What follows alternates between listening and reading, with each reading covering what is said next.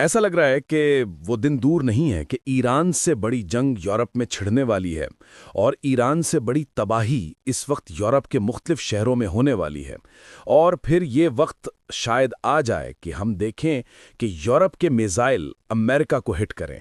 अब एग्जैक्टली ये सूरत हाल हो रही है। आज पहली मर्तबा ऐसा मामला हुआ है कि यूरोप ने अमेरिका को धमकी दी है, और ये जो धमकी है ये तब हुई है जब इस वक्त डेनमार्क और ग्रीनलैंड में आवाम का जमे गफ़ीर है और सब सड़कों पर निकले हुए हैं और अमेरिका से लड़ाई की इब्तिदा कर रहे हैं। यानी मुजाहरे हो रहे हैं वहाँ पर बड़ी तादाद के अंदर कि किसी सूरत अमेरिका के साथ हमने शामिल नहीं होना, और अमेरिका के खिलाफ जंग करनी पड़े तो अब आप जंग कर दें, बस ये काफ़ी है। और मिसाइल चला दें, हथियार चला दें, टेक्नोलॉजी कर लें, जो करना है कर लें, लेकिन अब अमेरिका को हमने छोड़ना नहीं।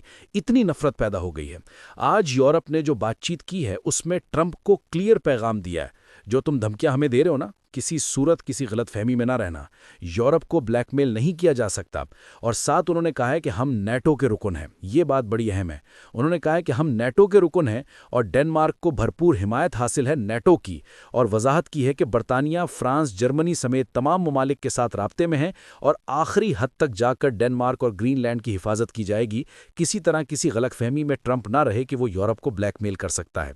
वो मिसाइल आपको पता है ऑलरेडी तैयार हैं, और उन्होंने क्लियरली कहा है कि अब अगर अमेरिका हमारी सरहद के करीब भी आने की कोशिश करेगा तो फिर हमारे मिसाइल हैं, जहाज हैं और तमाम चीज़ें हैं।